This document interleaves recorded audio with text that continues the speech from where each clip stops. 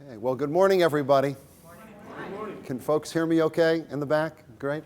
Well, it is a great pleasure to be with all of you. I really love to make these relatively informal. So, as I always tell the students at Kellogg, I have virtually no answers, but like many of you, I have a lot of opinions. So I thought we could talk a little bit about leadership. I would say up front that I'm very honored to be able to spend some time with folks who really love the institution as you do. I think myself, in a way, I really never left Northwestern.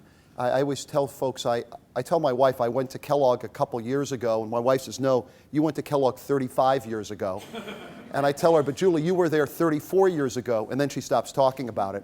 But when I was at Northwestern, my finance professor was a fellow named Don Jacobs, who did fairly well. He became the dean, and I was his teaching assistant, so I ended up going to Baxter. I was going to go to Baxter Healthcare for 2 years. I forgot to leave, and I was there for 25 years. But while I was there, Dean Jacobs, anybody who knows him, he would always call me every 2 or 3 weeks, and he'd say, Harry, I need you to be on a panel, or I need you to be a guest speaker. And I said, hey, if it wasn't for Northwestern Kellogg, I never would have been the CEO of Baxter, so Don, I'll do whatever you tell me to do. So that happened every 2 or 3 weeks for 25 years.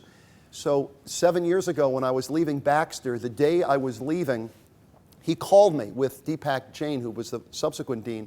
He said, Harry, before you jump into anything, I just want you to know we want you to teach. I said, hey, I'll do anything for the school. Give me a night. I'll stop by. Dean Jacobs said, no, you're not tracking me here. I don't want you to stop by. I want you to teach. And I said, you don't mean have a syllabus, grade papers. That's not happening. And he said, at 80 years old, he said, Harry, I think you said you do whatever I told you to do. So, okay. And as we all know, whatever we do, none of us truly ever get beyond the first grade, so here I am. And he thought I was going to teach finance, but I just figured the world we're living in today, I'd really like to focus on leadership value and ethics. So I started teaching, and as any of you that have done any teaching probably realize the same, until I can explain something clearly to a group of very bright people, I may think I understand it, but not really. So it really is a blessing. I thoroughly enjoy teaching, so I try to do quite a bit of it. And as I'm running around with Madison Dearborn going to board meetings, I always tell the Northwestern folks, if I'm in a certain city and I can talk to some of the alums, I always enjoy doing that. So the thought process here is to talk a little bit about leadership. And we got a lot of leaders in the room, so you probably share some of my concern, which is everybody talks about the fact that we need more leaders. I mean, you hear this every day. We need more leaders in government, academia, spiritual leaders, business leaders. But what I find interesting is very few people ever get very specific. What do we actually need concretely to do for all of us to become better leaders? And for those of us that are fortunate to be in a leadership position, how do we actually develop the next generation of leaders? So having thought through this the last 35 years on various companies, boards, small companies, large, private, public, for-profit, not-for-profit, domestic, global, I've tried to keep this very simple so I don't confuse myself. I have a couple of characteristics that I'll share with you, and then a couple of principles. And as I go through these, feel free just to jump in. Feel free, you can ask anything. One of the key parts of leadership, as we know, is delegation. So if you ask me something fairly simple, fairly straightforward, I'll take a crack at it. If it's more cerebral, thought-provoking, a couple of my students are here. We'll have them answer the question. So delegation's a big piece of this. I'm incredibly comfortable with this, if that's okay, Jim. All right, so, and as I talk about a couple of these, think through people that you've known, worked for, read about, how many of these characteristics do they have? And since we're all trying to become better leaders, how many of these would you honestly say, I'm pretty good at that, but this one, I could probably get a lot better at. And we'll go through some of these characteristics and principles. That make sense? Okay? You're going to be engaged here, right? You're not watching a movie. You're going to jump in, right? Okay. I always tell the students, you can either watch the movie or be in the movie, okay? So, where I like to start is when I think about leaders, one of the first things I find, and hopefully you do this in your boards and your clubs, organizations. See, I'm lucky too, because I have one of these boards. I'm into this professor thing now, so I have to use them. The first characteristic I always think about in terms of strong leaders is that these are people that are capable of keeping things simple. Now, think about what usually happens in whatever you're doing. Somebody well-intentioned will come up, and maybe their name is Joe, and they'll say, Harry, I need to talk to you. This is very, very complicated. I'll say, well, Joe, I got a better idea. Why don't you go back to your office? Why don't you figure out how to keep it simple? And then we'll talk about it. But Joe's very driven, so Joe says, Harry, it's very complicated. I say, well, Joe, that's why we have you, okay? That's why we pay you, right? Or as I would quote my grandfather, that's why they call it work, right? And then you have to kind of explain to Joe that if it was already simple, we wouldn't need Joe, right? So this whole idea of being able to keep it simple is huge, right? One of the expressions you'll sometimes hear, that somebody will say, well, what kind of person is Mary? And they'll say, well, hardworking, very conscientious. But the problem with Mary, quite candidly, is she sort of gets lost in the trees. She doesn't see the forest. Are you familiar with that expression? Sort of lost in the trees, you don't see the forest? Having done this for a number of years, and many of you have probably seen this, there's a lot of people out there who never get to the trees, right? These are the people that are in the root system, okay? They're in the root system, they've seen one or two trees, but the idea of the forest, forget it, okay? It's like the fourth dimension for these folks. And what I challenge folks, and I challenge all of you is, and this is where you have to be honest with yourself, how good are you really at getting from the roots to the trees to the forest? Putting things in perspective, looking at things holistically. How does all this tie together globally? And again, because I think we've all been blessed to go to an institution like Northwestern, I think that's one of the things that we do here, of giving people that global perspective. Rather than we're the world's expert in one small area, having some understanding how all this fits together and being able to keep it simple, right?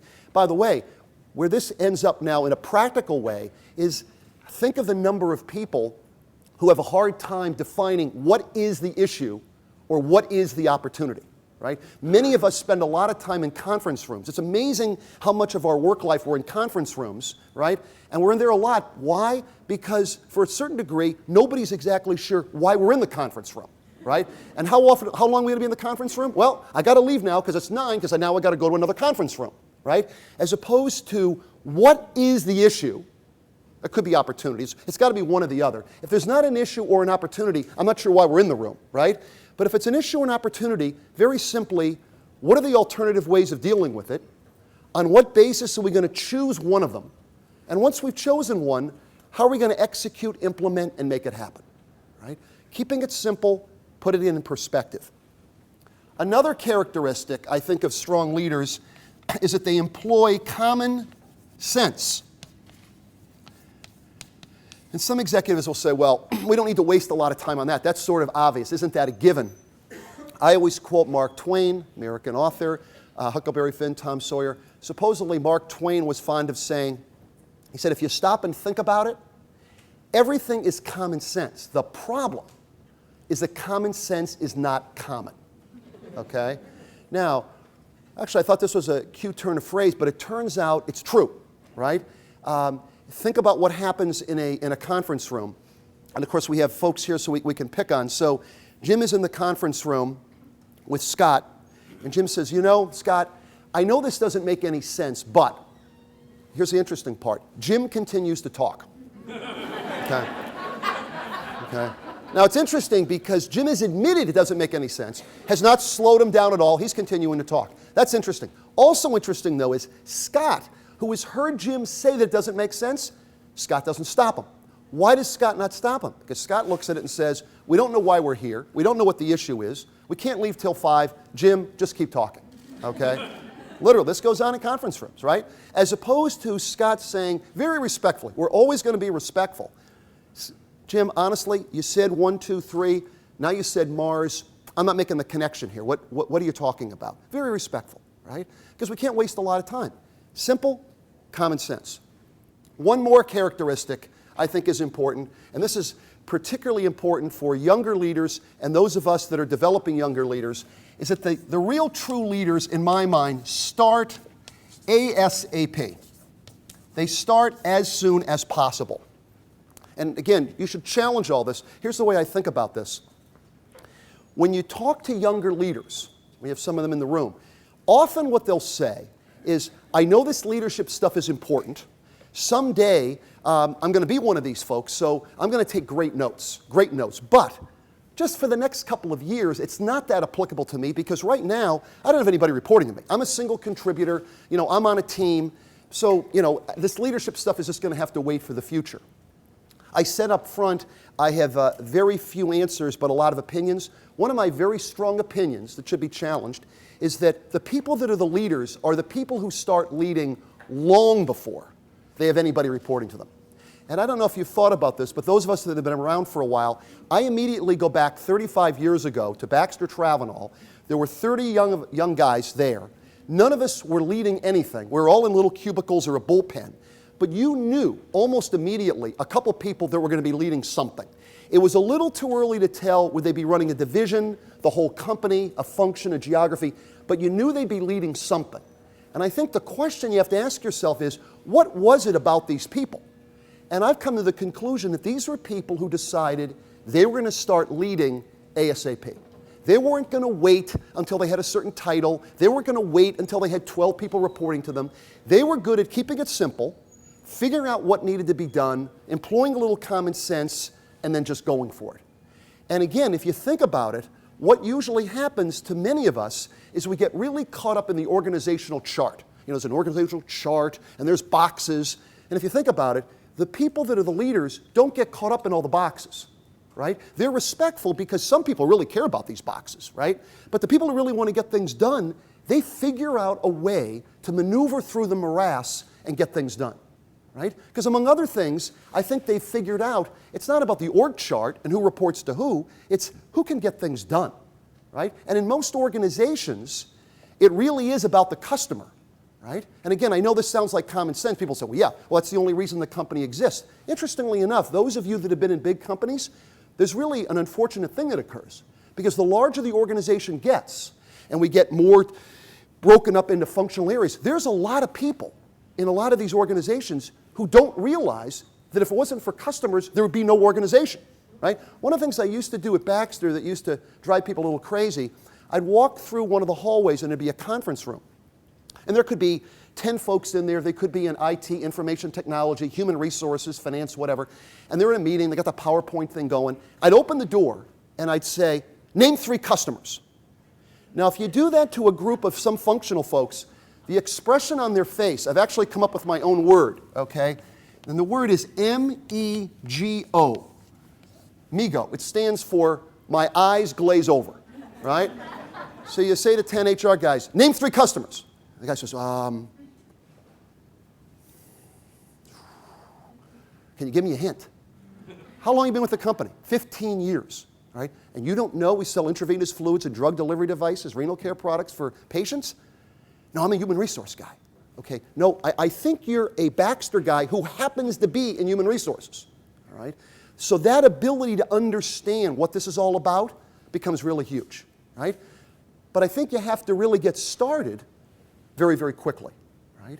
Now, here's another challenge, I think, for younger folks to say, well, hey, I tried to get started, but the system sort of slowed me down. And here's what usually happens. And having talked now to hundreds of companies and associations, I realize even though each of us in an organization thinks our organization is unique, it turns out that most of them are almost exactly the same because it's all people, right?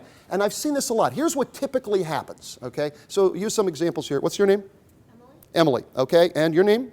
Elizabeth. Okay, so Emily has this great idea. Emily says, we should do something here. This is an issue.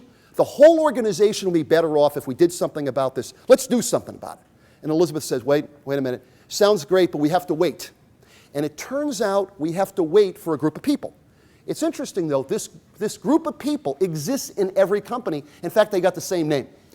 Because Emily says, well, who do we have to wait for? And Elizabeth says, well, we have to wait for a group of people that are called those guys. Okay. This is interesting. These people exist all over the world. They do.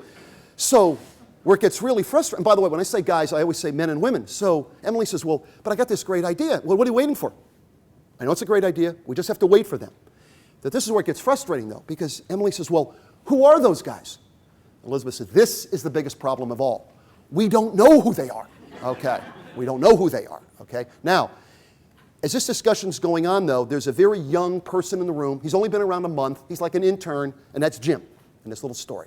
Jim listens to this, and Jim says to himself, Emily's got a great idea, but we have to wait for those guys. But here's the key what Jim picks up on. Nobody knows who they are. So Jim says to himself, I'll just tell them I'm one of those guys, right? So he says, Elizabeth, let's go. Well, you must not have heard Elizabeth's comment about we have to wait. I am one of those guys. That's how this gets done. People who realize they're one of those guys. Now, this brings up a really interesting issue. I get very interested in all this. How soon do you wait till you get started? And one nice thing about teaching is when I started this 7 years ago, I said, maybe you get 2 or 3 years of experience. Well, maybe you start within a year, 6 months. Is it as an intern? How early do you start? I've rolled this thing back enough now that I use family examples. My wife, Julie, who's also a Northwestern alum, she and I have 5 children, 25, 21, 17, 14, and 10. I describe it as significantly more complex than managing 50,000 people at Baxter ever was, all right? Because as you folks know, you're in a large organization, you ask people to do things nicely, they may do it, okay? Not the situation at my house, right? Now, so here's the story that I've been using lately. My little guy, who's now 10, I guess it was now 5 years ago, he was graduating from kindergarten, right? When I talk to international folks, I have to explain, among some of the challenges and issues we have in this country, because I know we want people to have a lot of confidence, we give diplomas now to kindergarten people, all right? All right, which is interesting. It demonstrates my age as well, because when I was growing up, we graduated once. My children graduate from something every 2 years. I mean, it's amazing how many graduations I've been to. So I'm at this kindergarten graduation. Why? Julie told me to be there, right? After 34 years, I show up. So I'm at this kindergarten graduation, and when you're a professor, you watch everything. I mean, you watch the dynamics, the people side of this, right? So the first thing I noticed at this kindergarten graduation is none of these little people knew why they were there. None of them. They're just there. They're milling around, all these little, 3-foot people, and they're standing in line. And the principal's ready to start the program. They got a band, which is the 2nd and 3rd graders with their instruments. They're all ready to roll. Now, here's the key part. Right as they're ready to roll, I notice in the middle of the line, in this ceremony, one little boy has a soccer ball. And he's getting a little fidgety, and all of a sudden, this young fellow yells out, let the mom and dads pick up the paper, which I think he meant the diplomas. Let's go play soccer. So at that moment, 25 little people followed this guy to the back of the school, okay? The principal's a little annoyed. I'm watching this. Now, I knew I had been already teaching too long because I had this incredible desire to interview this child, okay? Think about this, okay? Think about this. No org chart, no paychecks, no performance management objectives. They just followed them. So, because I'm writing about this stuff, I'm reading it, and I thought, I'm going to grab this little guy and interview him. And Julie said, don't touch the little boy, okay? All right, good advice. So I said, no, I won't, but I definitely can grab Daniel. Daniel's my son, 5 years old. So I grabbed Daniel and I said, Daniel, Daddy's not mad, but Daddy teaches this at Northwestern, Kellogg. This is what I do. I have to understand, what just happened? What just happened in front of this school? And he said, Dad, Billy does this every day. He does this kind of stuff every day.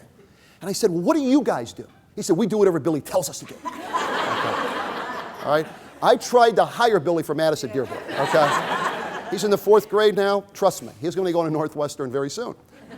Now, that night I had my leadership class, and I went through this story. And again, I get most of my ideas from the students. And one of the students, when I was telling this story, said, one of the things we all talk about, and I'm sure you folks have thought about this in your organizations, where does this leadership stuff come from? Are you born with it? Is it developed? Is it nature, nurture? That whole discussion. And he said, let's use a sports analogy. He said, there are some students that are born with an amazing natural athletic ability, right? But they're not disciplined, they're not focused, they don't train, they never reach their full potential. But he said, then there are other students, other children, that maybe have a third of that potential, but they're disciplined, they're focused, they're trained, and they win a gold medal. So he said, so what is it? Is it nature, nurture? You're born with it, developed? We concluded absolutely yes. Yes. If you happen to be blessed with something in the tank to start with, okay, you got a slight advantage. What you do with it, how you develop it, how you realize every day we're given, we can be better than the day before, it's all part of the journey. Right? So this whole idea of keeping things simple, getting some common sense, and getting started as soon as you can, I think are all important characteristics of somebody who's going to be an effective leader. Okay? So that's a couple of characteristics. Any comments, thoughts, anything? You said you weren't going to be shy here. Anything? Yes, Elizabeth. Thank you. Your point about starting as soon as possible, even before you're in an official leadership role, makes me think of the Heifetz's work about leading without authority. Yep. So there are people who aren't necessarily officially leaders on the org chart who, what you just described, they're just sort of taking it up. And a lot of that can, in places I've worked, can start to become part of the culture. Others may not pick it up because they're not dispositionally equipped to do so. They just want to follow along. But I like places that sort of opportunity is available because the other people will sort of come out of the woodwork, and it becomes more of an opportunity for knowledge promotion than in a place where the people who are officially authoritative or in positions of authority are driving work. It's more organic. It's more Well, great point, Elizabeth, because those people that have actually thought about this, I think, realize, and this is a key point you're making, leadership has nothing to do with control. It has everything to do with the ability to influence people. How can you influence people if you can't relate to them? And the people that are really the best leaders, I find, are the people who have reached a point where they no longer need to be right. They're fanatically focused on doing the right thing, right? And I think leaders, and we'll talk about some of these principles in a minute, but I think the leaders who really get it realize the percentage of time that they themselves will come up with the answer is rare. All right? I mean, I used to tell my folks at Baxter, on a really good day, maybe I knew 20% of the answers, to which they'd say, that's high. It's not that high, okay? But if I've got a great team of people, okay, and if they know I really want them to know what they think, then it becomes exponential, right? But the team has to actually believe you really want to know, right? If I say, hey, Scott, tell me what you think, and Scott knows he's thinking something different than I would ordinarily do, he asks himself one question, all right? When was the last time Harry changed his mind? If the last time Harry changed his mind was 1990, why is he going to waste his breath, right? He has to actually believe I have no interest or need to be right. And the more people that can actually make decisions and think differently and not have this sort of top-down thing, it becomes exponential in terms of how much you get done. Yes? Have you found or observed or seen, or is there research about any generational differences in how this plays out? You know, there's a lot of workplace discussions now about, oh my God, the millennials, Gen X, Gen Y, et cetera, et cetera. Yeah. Your example of the kindergartner would say it isn't generational. Yeah. But So, thoughts about that? okay, so thoughts. And is this why, what's your name? Dita, this is a good example of why I said up front, opinions, not answers, right? Because there are a lot of people doing a lot of work that are really focused on, you know, baby boomers, Gen X, Gen Y, and so on, which, again, when I think of balance, which is going to be one of the principles, I think there's something we can learn from that. However, I actually believe every single person is different. Right? So the danger to me is saying, oh, well, that's Gen X and that's Gen Z. As if, am I going to treat all these people the same? And all? No, you're going to treat each person uniquely. Right? It's a little bit like saying, okay, I'm one of the baby boomers. Well, there's a lot of difference between all of us, God knows. All right? So I think trying to package people into these pockets, a little bit dangerous. I think you can get some general, but I think you want to be able, if you've got a team of people, I think you want to be able to relate to each one of those people uniquely. You know, some of them are very money oriented. Some of them need to be recognized. Some of them are trying to create other balance in their lives, right? So the quicker you can figure out and be able to relate to each individual person, I think the better leader you're going to be. Okay, so here's the thought process.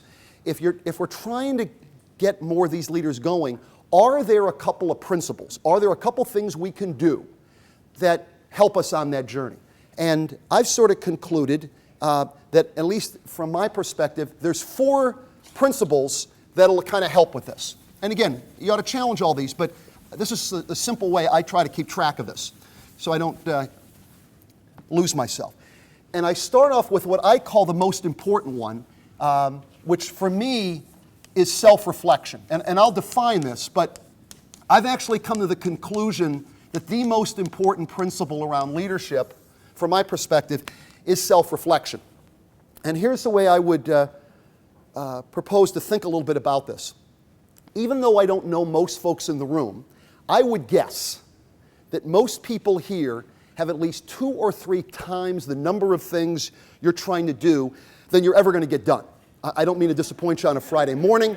I don't mean to disappoint you, but if you think about your job, career, family, maybe your spirituality, health, exercise, fun, making a difference in the world, being part of things like Northwestern, we can go on and on. There's just a lot of things to do.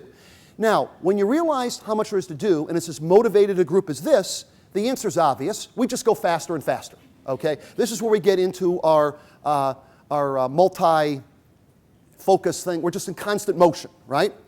And what I find fascinating is we're in such in motion that do we really know what we're doing, right? I always tease everybody, half the time I'm driving here from downtown on the Kennedy, people are driving, they're eating a Big Mac, they're texting, a couple of guys were shaving.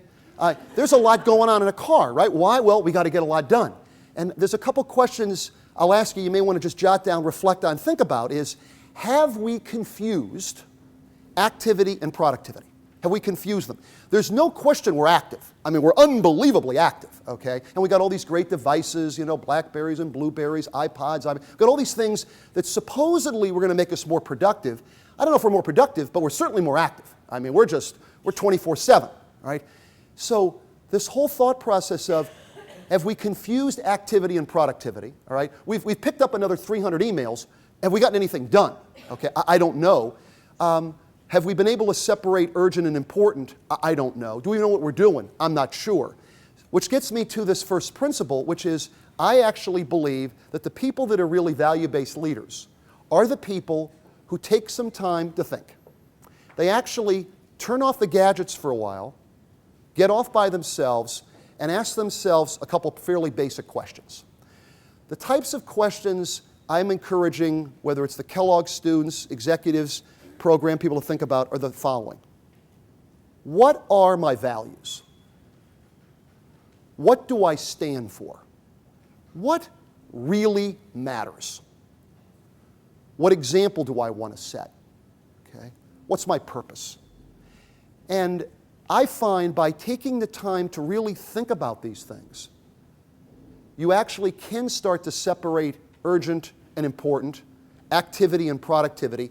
I think, at least for some of us, it helps me get from roots to trees to the forest. It helps me put things in perspective, right? Now, I find it helpful when I define terms for students to also define what it is not. This self-reflection is not self-absorption. This is not spending hours contemplating your navel, okay? This is, what are your values and what are you going to do about it, all right? Values to action. What matters and what are you going to do about it? What's the issue? What's the opportunity? How are you going to think about it? Now, some folks will say, well, boy, for a guy who was a math major, economics, accounting, CPA, this sounds a little philosophical. This sounds a little qualitative. Where's sort of the hardcore quantitative side to this? And I always have to explain something about math majors. I'm just curious. Do we have any math majors here? Any math?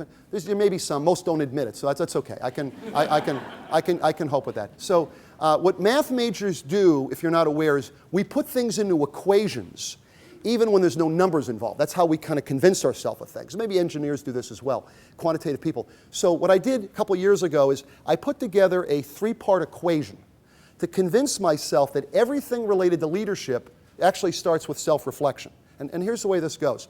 The first part is, if I'm not self-reflective, is it possible for me to know myself? I would doubt it. The second part is, if I don't know myself, is it possible for me to lead myself? I would doubt that. And the third part is, if I can't lead myself, how could I possibly lead other people? A then B, B then C, C then D, transitive property of equality, okay? It matters, okay? It really matters. So this whole idea of self-reflection. Now, some folks will say, well, can you give me some examples of this if we're going to be practical and concrete? And I'm always willing to give examples. My only sensitivity with examples, as I said early on, I don't have any answers. These are opinions. So I think it's important to do it. I like to think of it as 15 minutes a day. Some people by the way, some people will say, Harry, that sounds like an interesting idea, but we just already agreed I got more things to do than time, so I don't know if I've got the 15 minutes. And I'll say, well, let's think about that a minute. Most of us commute someplace. Some of us try to exercise every day. Some people actually pray or meditate.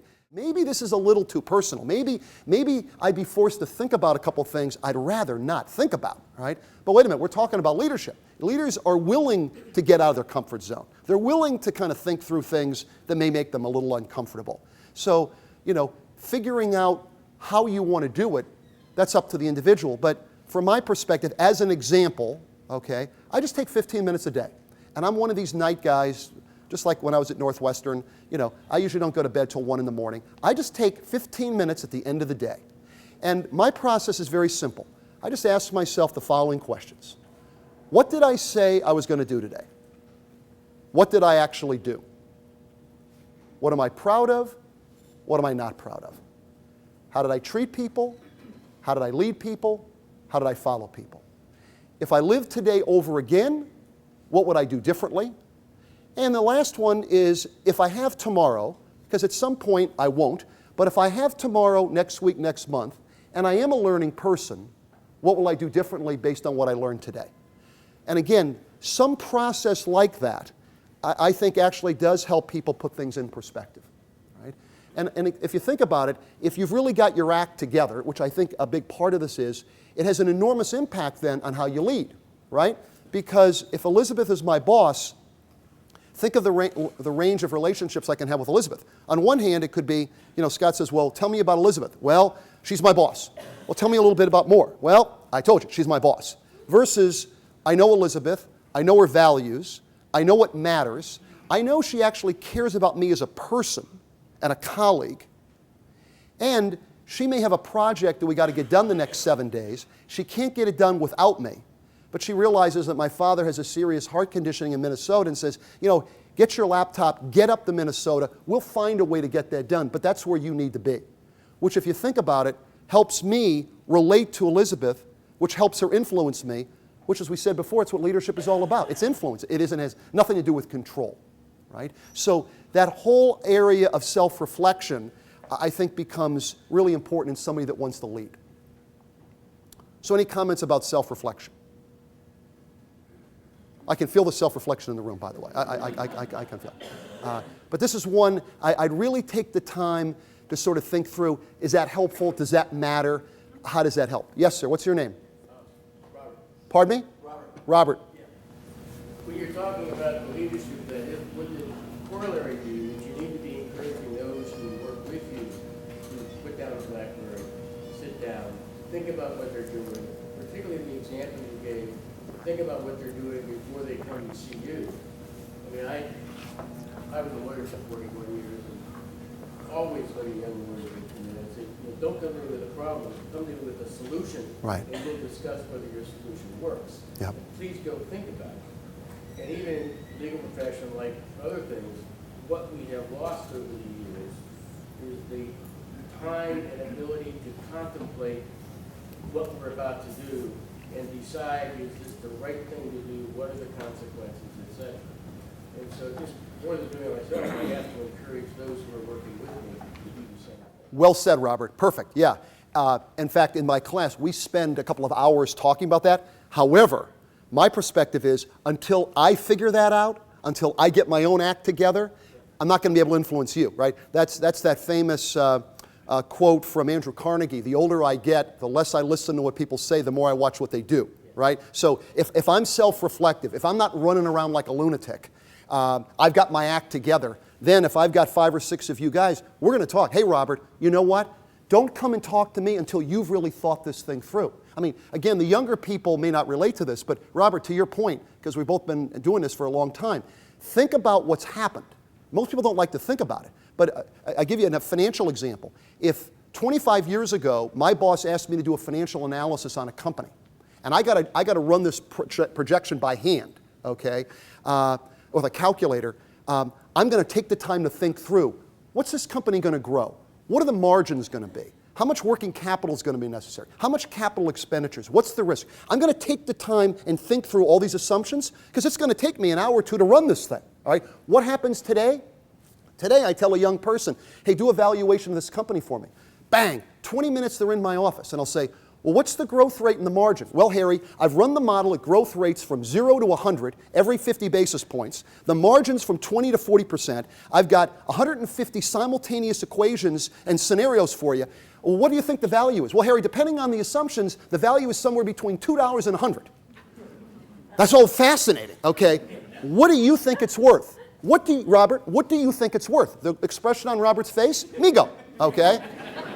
I mean, hey, I'm not paid to think, I'm running numbers, okay?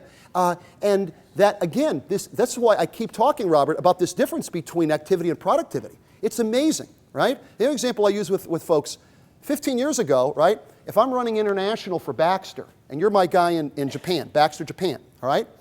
And we're introducing a product in Japan that's going well, and I have a meeting in Chicago, and I say, hey, you know what? Maybe Robert ought to think about introducing this in South Korea and Taiwan.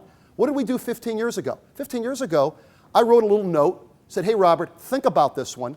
You got an 11-hour time difference. Let's figure out a time to talk. Get your team together. We'll get a meeting next Wednesday. I want to get your thoughts on this go, no-go decision, right? That's how we did it 15 years ago. You know how it happens today, Robert? Happens today. I'm walking through the campus, and I say, you know what? I wonder whether you ought to introduce this in Korea. So I leave you an email or a text.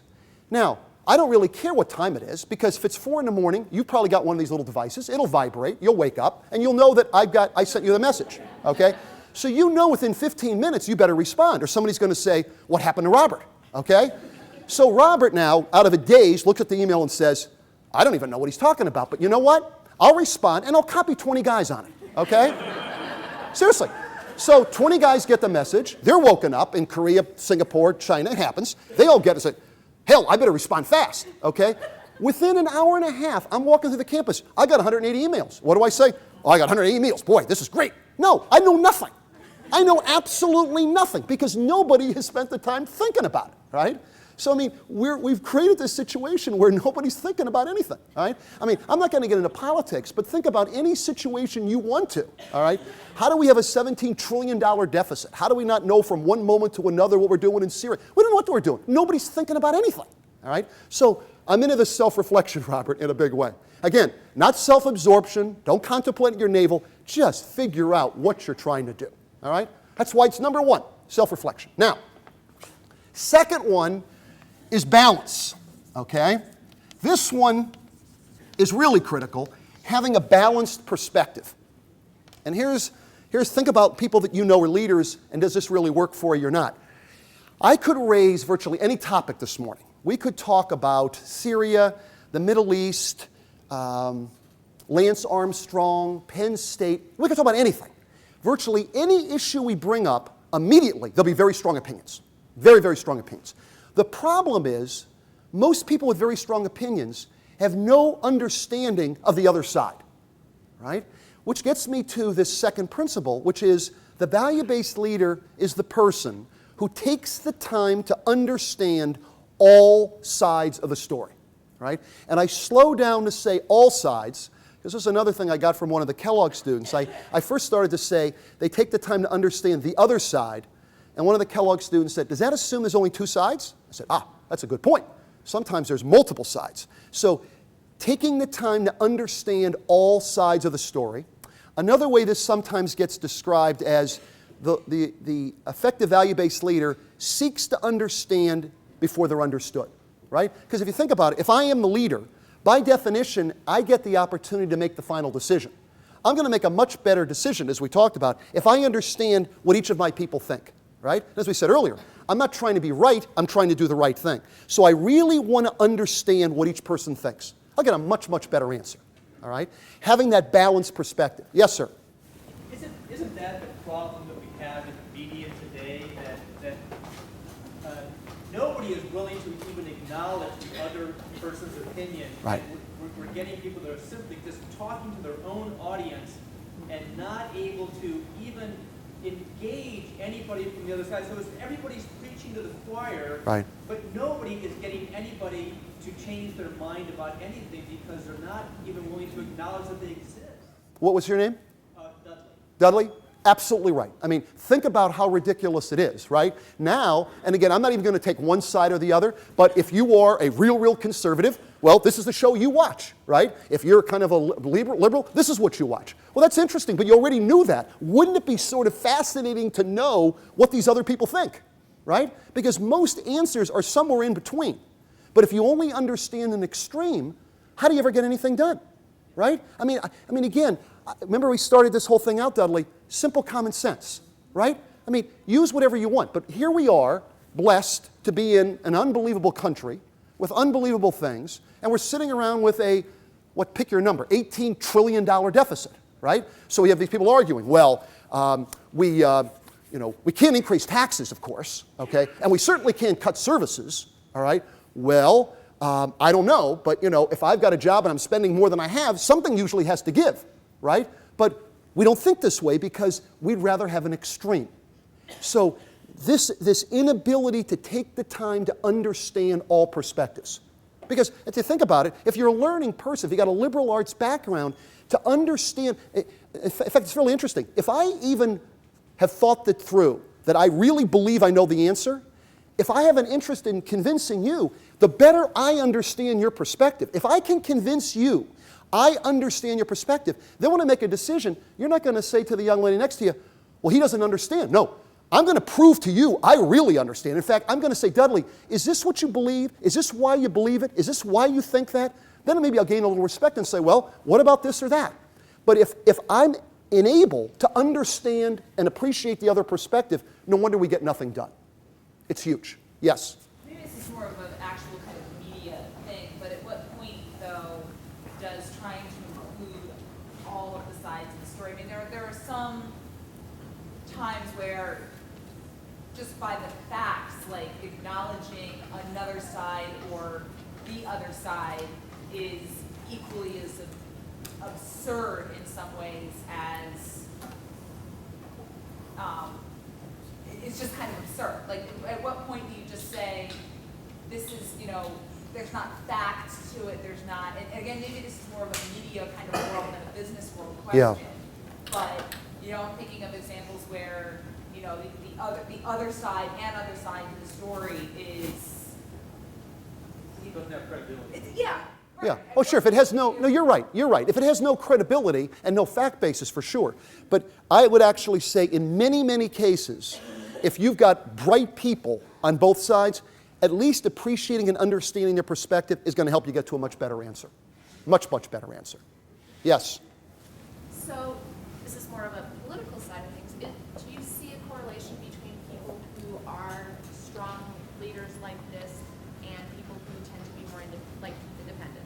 Not necessarily Democrat or Republican, but because the independents tend to look at both sides and consider both sides. They're willing to vote Republican, willing to vote Democratic, Yeah. depending on the person as opposed to depending on the side. Yeah. Is there some correlation to that? I think if somebody's independent, there's a higher probability they'll do that. I would like to think that somebody could be Republican or Democrat without viewing, well, if I'm a Republican, I have to believe these 35,000 things, okay? Which is sort of the hole we've gotten ourselves into now. So, I'm going to assume that we're a little self-reflective. I'm going to assume we've thought through balance. That gets me to the third principle, which I define as true self-confidence. Now, when I mention and talk about true self-confidence, what often happens, people say, what's the true thing? I mean, you're either self-confident or you're not. Well, my experience, maybe share with some of you, I've worked for a lot of people who can act very self-confident, who have no self-confidence at all. This is that macho group of do what I told you to do, I've never made a mistake crowd some of us have dealt with, right? I'm not talking about that. When I say true self-confidence, and this is another one you can reflect on, do you have true self-confidence? And I'll give you a couple ways of thinking about this. One way for me that's pretty simple is an obvious realization. There will always be people brighter than I am, more athletic than I am, more articulate than I am, but that's okay. I know what I know what I don't know. I'm a learning person. I'll get better each and every day. Some people describe it as you're comfortable in your own skin. If we're going to describe what true self-confidence, in my opinion, is not, this is not egotistical. It's not arrogant. Nor is it complacent. It isn't, I'm good enough. No, every day I'm given, I can get better than the day before, right? I'm a work in process, right? But I've got true self-confidence. Now, if you're sitting there saying, hey, I kind of wonder, this is worth thinking about, I'll take a little walk along. Do I have true self-confidence? Here's a couple other ways of thinking about it. Have you reached a point yet, 20, 30, 40, 50, 70, 80, whatever, have you reached a point yet where you're comfortable to say, I don't know? Are you comfortable to say, I was wrong, hey, forget what I said, let's do what Scott said, that makes more sense? Because if you reached a point where you don't have to be right, that's huge, right? Think of some of the people we've dealt with. I'm related to some of these folks in the race. They've never made a mistake. They have never made a mistake, okay? I mean, ever. Well, that's a tough place to be. That's a real tough place to be, right? Because if you can never make a mistake, it's like carrying an anvil around, right? As opposed to, here's my opinion. I think what you're saying makes more sense. Forget what I said. Let's do that, right? Now, this whole idea only works, by the way, is if you're comfortable saying, this is what I know and this is what I don't know. Now, if you're comfortable with that, what you do is, in my opinion, is that you surround yourself with people that know more than you do about the things you're not that good at. Not a revolutionary new concept, right? This is that team thing from like thousands of years ago. So you say, all right, well, boy, that doesn't seem to work well in a lot of organizations. Why is that? I think it's because there's a lot of people that have trouble admitting what they don't know, right? I talk to a lot of executive groups, and very often on a break, I'll have a senior person, maybe the CEO will come up to me and they'll say, hey, Harry, this self-reflection thing, that's a powerful concept. The balance I get, but this true self-confidence, I got a real problem. I'll say, well, I'll just name the guy Joe. Well, Joe, what's the problem? Harry, I got 800 people working for me. I am not sure I want those 800 people to know what I'm not good at. I hold my cards close to the vest.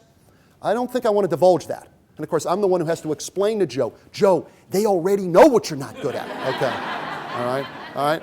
No show of hands in case your boss is in the room, but has anybody worked for somebody you couldn't write a book on what they weren't good at, right? I could write some very long books, okay? But if Elizabeth is my boss, again, here's how I try to keep this simple. If Elizabeth's my boss, I'm hoping she isn't good at everything. If she's good at everything, she doesn't need me, okay? So you have to be comfortable. You know what you know what you don't know, right? And you get better at it. True self-confidence. Which gets me to the fourth and final principle. Genuine humility.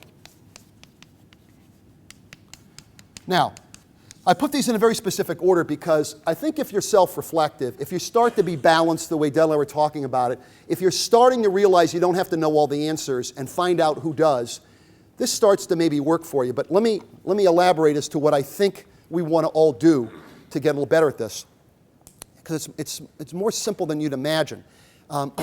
If I do surveys, as I do when I talk to companies and groups around the world, I'll ask people, we won't have time to do this today, but I'll say, we got a lot of accomplished people in the room, right? How did you get to where you are? How did you get to where you are? The two most frequent responses, virtually anywhere, are one, Harry, I worked very hard, and two, I've got some really good skill sets. And the combination of working hard and having some specific skill sets, that's how I got to where I am. Now, that sounds fairly logical. You work hard, you got certain skill sets. When I self-reflect on this, and I try to be open about it, at least in my case, in my career, there were 4 other things that went on. Maybe applicable to you, maybe not. But in no particular order, but math majors, we number things. Number 1, luck. Let's pause on luck, all right? Huge for me. Second, timing. Being in the right place at the right time was huge. Now, some people connect luck and timing. Timing was so big for me, I give it its own special category, okay? There were a couple of times, candidly, I got promoted that the person who I replaced, when that person was in the job, they accomplished nothing. You replace these people, you can look fantastic. You really can look fantastic, okay? Luck, timing. The third one for me was the team. All right? If I wasn't blessed to have the teams I had, I never would have been promoted. All right? I had great teams. And then the fourth one, a little bit more personal, but for some of us, there's a spiritual element to this, right? It's not all about us. There's somebody else involved in the play. And if any of those 4 work for you, maybe they don't, all 4 don't, but if any combination of luck, timing, the team, spiritual dimension, I think what begins to happen, if you think about it, is you realize, first of all, I won't forget where I came from. Most of us start off with nothing. Right? So if you start off with nothing, and you keep things in perspective, you keep your feet on the ground. Some people describe it as you don't read your own press clippings, or if you do read them, you don't believe them. You just keep centered. And by the way, some of you who have been successful at this know this, a big part of this is you have to have a couple people around you who knew you win. Maybe it's a spouse, maybe it's somebody you play ball with, maybe it's somebody who's got pictures on you. I don't know what it is, okay? Okay, but having a group of people who don't let you get caught up in this, because think about it, if you're doing well, I mean, we won't mention names, but I went to school here with a bunch of folks, they were very normal people. We played ball together, played a little poker, had a few cigars, did a little swimming. They're pretty normal people. Now, you can't talk to these people. Why? Because there were so many people who told them how remarkable they were. Think about it. If somebody tells you, Elizabeth, how phenomenal, remarkable you are, you could actually believe it, okay? You gotta have people who keep you grounded, okay? Who help you realize that luck, timing, the team, something else is at play here. And then if all those things happen, then I think you are able to relate to everybody, right? Because most people in an organization don't relate to somebody who people think is godlike, right? So your ability to truly relate to people, again, helps you influence people, helps you lead people. So a couple things to think about. By the way, the expression that I use on this genuine humility, if we had a lot more time, but at summary, I would summarize it as, remember the cube. Remember the cube. Because most of us start in a cubicle, or a bullpen, or a car if you're a sales rep, or a bench if you're a scientist. If you can actually remember what it was like when you first got out of Northwestern and in that very, very first job, I mean, I can remember it like it was yesterday. If you can remember that, and if you never forget it, it's huge. It's really huge. I mean, I got to tell you, 35 years ago when we were in cubicles, we had a bunch of concerns. One concern was, we may never get out of this cubicle. This could be the next 40 years of my life, okay? So to humor ourselves, we said, all right, if we did get out of the cubicle, what would we do different? Okay, so was it Kevin? Kerry. So, if I just to tease him, Kerry's our boss. We're sitting there saying, why does Kerry call us into his office at 6 o'clock every Friday to tell us what he needed for Monday? Where was he on Wednesday, right? Because if I knew where he was Wednesday, maybe I'd stay up all night Wednesday so I could spend time with the kids over the weekend, right? Or communication, right? Kerry's going to make a presentation, and we're up putting overheads together, right? In the old days, it does a little white barrier around the thing. We had like 80 of these little suckers, right? And why are we putting 80 together? Because somebody may ask you a question, so you're going up to see those guys at 8 a.m. tomorrow morning with this big stack of overheads. We're going to have you very, very prepared.